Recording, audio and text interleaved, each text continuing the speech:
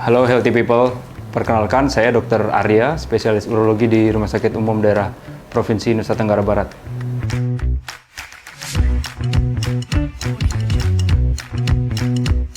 Baik, jadi kanker prostat adalah sebuah kanker atau keganasan yang berasal dari kelenjar prostat. Kelenjar prostat itu terletak di bawah kandung kemih, di mana di tengahnya melintas struktur bernama uretra yang berfungsi untuk mengalirkan urin dari kandung kemih. Kelenjar prostat ini penting sekali, dia berperan dalam produksi semen bagi pria. Kemudian insidensi kanker prostat ini semakin meningkat seiring bertambahnya usia pasien. Pada populasi umum sering kita temui 1 dari 8 pria mengalami kanker prostat, di mana dari pria-pria yang terkena kanker prostat itu resiko untuk mengalami kematian akibat kanker prostat adalah sekitar 1 dari 6 pria.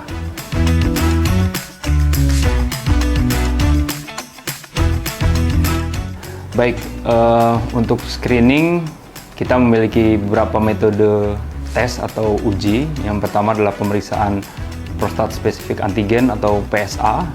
PSA ini adalah sebuah protein yang dihasilkan oleh kelenjar prostat, terdapat dalam darah dan biasa kami periksa melalui pemeriksaan laboratorium.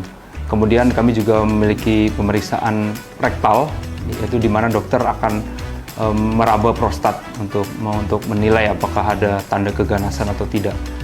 Kami dari urologi menganjurkan untuk pemeriksaan rutin, baik pemeriksaan PSA dan juga pemeriksaan rektal, yaitu pada yang pertama pasien mulai usia 50 tahun, pria usia 50 tahun.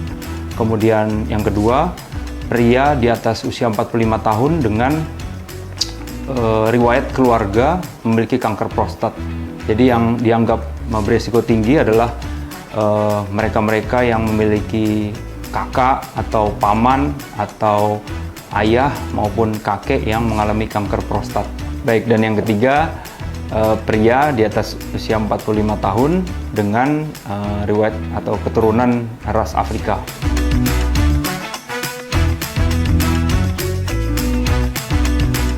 Baik, untuk kanker prostat sendiri termasuk salah satu jenis kanker yang cukup dapat ditangani. Tidak hanya karena secara alamiah tumor ini bersifat atau perkembangannya perlahan, tapi juga karena pilihan terapi yang kita miliki saat ini sudah cukup baik. Apalagi bila kita bisa mendeteksi penyakit ini lebih dini.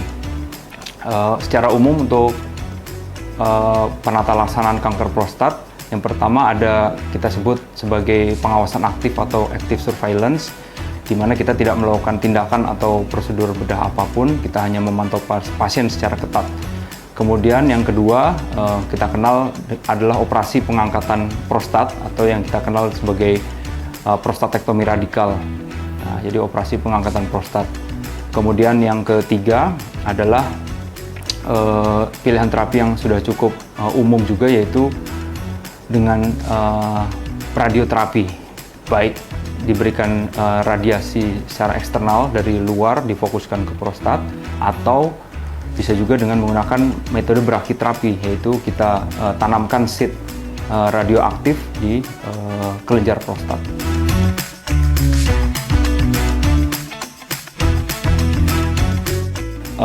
Ada banyak hal yang sedang dan akan diteliti mengenai bagaimana mengurangi risiko kanker prostat.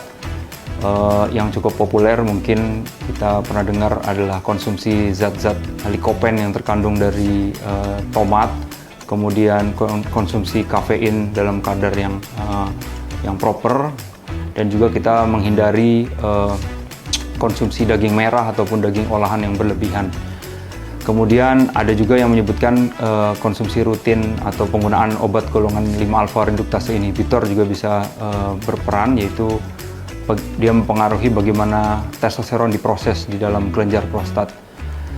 Nah, yang menarik adalah ada sebuah studi besar yang menyebutkan bahwa ternyata penggunaan beberapa zat yang mungkin di literatur terdahulu disebutkan dapat mengurangi risiko kanker prostat, justru ternyata memiliki efek lain. Misalkan vitamin E jika dikonsumsi berlebihan itu juga ternyata bisa meningkatkan risiko kanker prostat.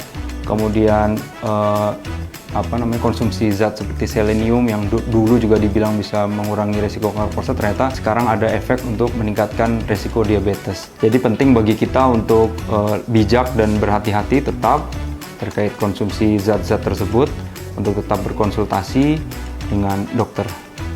Bulan September diperingati sebagai Prostate Cancer Awareness Month. Mari kita tingkatkan kewaspadaan serta kepedulian kita akan bahaya kanker prostat, terutama bagi orang-orang yang kita sayangi. Salam sehat.